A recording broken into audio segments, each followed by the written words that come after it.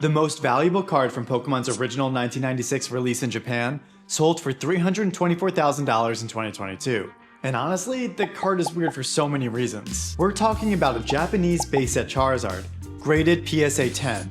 But when it comes to collecting vintage Japanese cards, there's a problem.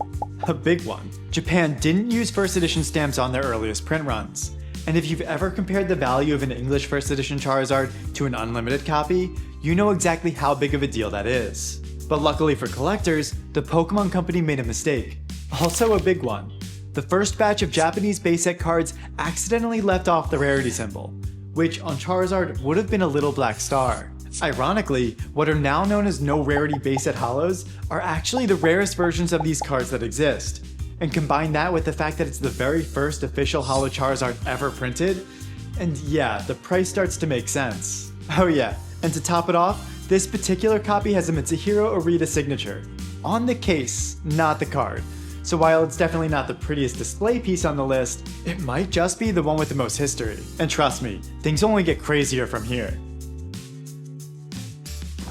Thankfully, we don't have to wait long for that to happen, because our next card has a current asking price of $2 million.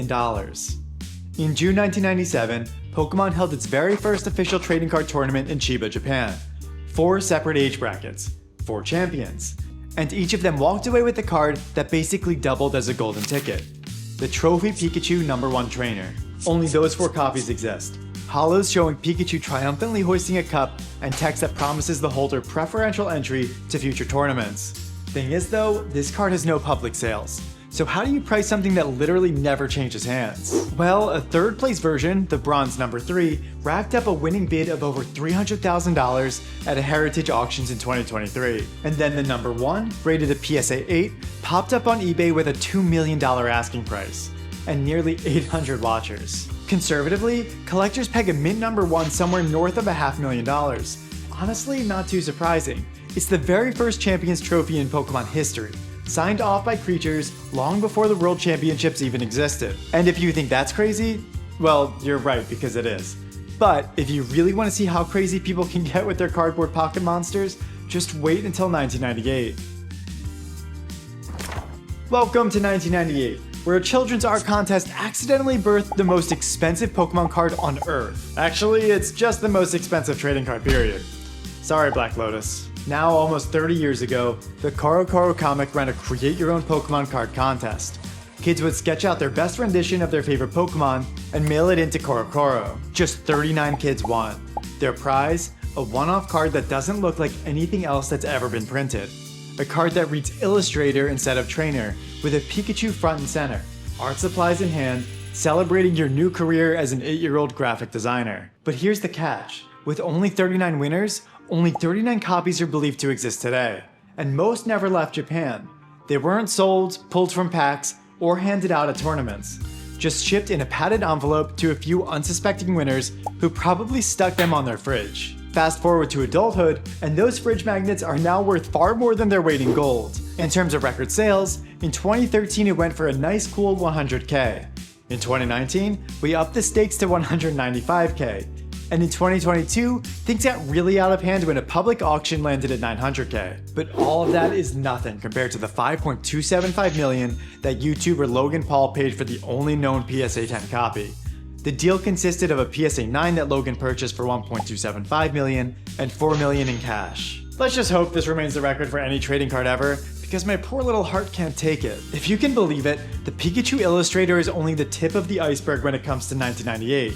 Subscribe to the channel if you want to see an entire video about what is without a doubt the most insane year in the trading card world. I'm not sure what Kool-Aid the Pokemon Company was drinking in 1998, but they went off the rails with some of the cards they let off their printing press. On January 9th, 1999, the Pokémon TCG finally landed in the United States, with its first international release of the base set. Unsurprisingly, given what we saw in Japan, the US launch was a countrywide affair. And once again, at the center of it all was our friend the orange fire-breathing lizard. Owning a Charizard was every kid's dream, and many kids that were not me managed to get their hands on one. But what most people don't understand is exactly how small the first edition print run of the base set actually was. Because unlike in Japan, the English release did manage to get an indicator of its earliest print run. And out of the 4,600 copies that have been graded with PSA, only 125 have graded the Gem Mint 10. So while it's not nearly as rare as some of the cards on this list, given that there are literally thousands of copies in existence, Charizard is and has always been the face of the game. It's therefore not too surprising that a copy sold in March 2022 for just under $500,000. Or if you're still sane, maybe it is surprising. Up next, we have a card that is a step below Charizard on the Pokemon Power Rankings, but somehow not by much. Picture the hype of Pokemon Silver dropping on Game Boy Color. Everyone immediately fell in love with Lugia. The box art, the movie star, the psychic sea dragon that takes on 3 legendary birds at once, and the TCG wasted no time cashing in. Neo Genesis hit Japanese shelves in late '99 and flew into English packs in early 2000, headlined by one spectacular Rainbow Swirl Holo, Lugia, number 9 out of 111. Now here's where things get a little crazy. Unlike base set Charizard, Lugia's problem isn't print quantity, it's print quality. Neo Genesis was notorious for off-center cuts, factory dents, and hollow scratches right from the pack. PSA has graded roughly 5,000 first edition Lugias, yet only around 40 have ever earned the Gem Mint 10. As a result, prices look suspiciously like mortgage down payments. In 2018, a PSA 10 sold for $36K. Everyone thought that was crazy. Then in January 2021, during the boom, another PSA 10 auctioned for $144,300, quadrupling the old record. The combination of its heavenly hollow pattern, the absurdly low likelihood of a 10, and good old-fashioned Gen 2 nostalgia makes Lugia a surprising contender against our Lizard Overlord. But really, we're just getting started, because as we roll into 2001, the hobby finds entirely new ways to separate collectors from their life savings. Ready to trade binder pages for beach towels? Because in 2001, Pokemon decided the best way to crown a champion was to fly 24 kids to Honolulu, Hawaii, lock them in a ballroom at the Hilton, and hand out a prize so rare, most collectors didn't even know it existed until a few years ago. This tournament was officially called the International Tropical Mega Battle. Instead of booster packs, each kid was handed a sealed, pre-built 30-card VS deck printed just for the event. To add some extra flair, at the last minute, Media Factory swapped out Tyranitar for an exclusive holo called Tropical Breeze, or Tropical Wind in English, and then ran the rest of the list in each player's native language. That means the American competitors got English cards, the German got German cards, and so on. The result? 17 of the 30 cards in every deck exist nowhere else on Earth, and several language versions, like French and Italian, have still never surfaced publicly. Because only these players received them, the number of decks that exist is tiny. 11 in Japanese and 12 split across every other language. That's it. No staff spares, no prize wall leftovers, no second printing. For years, collectors argued about whether a complete deck even survived. But that debate ended in April 2023 when Heritage Auctions ran a pristine, CGC graded English deck that sold for an eye-watering $175,000. So while the rest of the world was busy cracking packs of Neo Discovery, 24 kids were chilling in Waikiki with what would become one of the rarest products in the game's history tucked under their arms. It's a 6-figure souvenir that perfectly captures the moment when Pokemon's competitive scene went global, and when the hobby proved it could make even a 30-card deck feel like buried treasure. Flip the calendar to March 2002, and Pokemon's tournament circuit has a new name: Battle Road. Over 5 weekends, 9 regional events pop up across 7 Japanese cities, each one a pressure cooker that hands out exactly 3 personalized trophy cards per age division. The star of the show, however, is the Silver Foil number 2 trainer, awarded to the second place finisher. Most of these cards went to boys, but this particular copy went to a girl. A detail the card itself proudly prints in the text and even nods to in the artwork. Our best guess is that only 2 female number 2 trainers were minted across the entire Spring Series, making it rarer than any other prize card from that year. But that's not all. 2002 was the final year winners got their name printed directly on the card, and it landed right as Pokemon was switching from the classic card frame to the E-Series layout. Combine last personalized design with tiny print run, and you get a grail that almost never surfaces. So what's it worth? A male number 2 trainer has already cleared the mid 5-figure mark in consecutive Fanatics auctions, so chances are this one could easily reach 6 figures. And if you're tired of all these prize cards, don't worry. because starting in 2003, the Pokemon Company started printing more insanely valuable cards that literally anyone could pull right out of a booster pack. Early in the year, Wizards of the Coast knew their Pokemon license was expiring, so they decided to drop the mic on the way out. Enter Skyridge, the final English set Wizards of the Coast would ever print, and one they barely bothered to ship. Estimates put the print run at a fraction of the base set, which is why unopened Skyridge boxes now sell for the price of a luxury sedan. Now hiding inside those boxes is the star of 2003, the Crystal Charizard.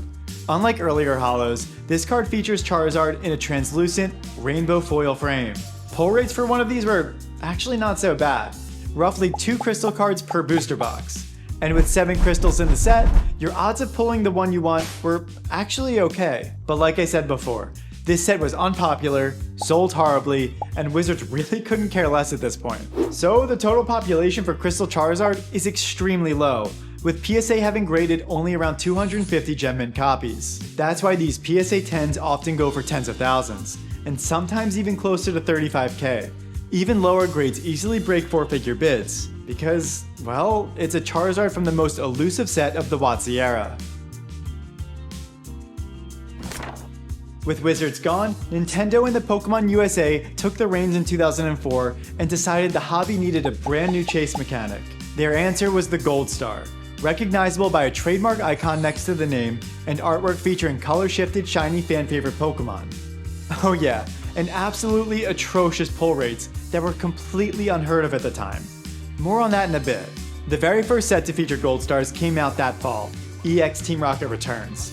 And hiding deep in that expansion was a bright yellow, shiny chicken. On paper, Torchic shouldn't stand out toe-to-toe with Charizard or Lugia, but scarcity changes everything. Gold Stars averaged 1 per 2 booster boxes, and with 3 in the set, your odds of seeing the Fire Chick were about 1 in 6 boxes, assuming your local card shop even ordered any, because post-e-reader sales were an absolute free-fall. The result? PSA has graded fewer than 20 Torchic Gold Stars at Gem Mint.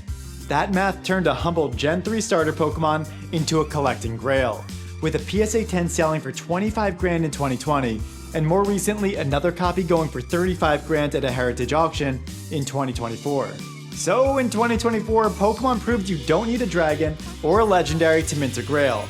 All you need is a pint-sized Firebird, a microscopic pull rate, and just enough Gem Mint survivors to start a bidding war. Well, let's keep that energy going, because 2005 cranks the Gold Star dial even harder and unleashes a card so rare it makes Torchic look common. Enter the Umbreon Gold Star 70,000 point play promo, a shiny Umbreon that made every Evolution fan completely lose their mind. To get one, you had to earn 70,000 experience points through Japan's Pokemon Players Club, and doing so was no joke. By most estimates, it would take participating in over 191 events to get there. And the wildest part, people actually did it. Not many though. Even today, only about 50 copies have ever been graded by PSA. And since Japanese print quality tends to be top-notch, nearly half of them have received the PSA 10. One of those 10 sold in early 2024 for $180,000. A cool 6 figures for a non-trophy card that came in an unprotected white envelope in the mail. This card is everything that makes Pokemon collecting so insane. It looks awesome, it's ridiculously scarce, and it was never meant for the casual fan. It exists because a handful of people cared way too much, and because the Pokemon Company somehow found a way to make a participation program produce one of the most valuable cards in the world. And just in case you were wondering, yeah, we're not quite done with Gold Stars. This video is part 1 of a 3-part series. If the other 2 parts are released, they'll be right here. Otherwise, make sure you sub to the channel so you don't miss the next one. Thanks for watching.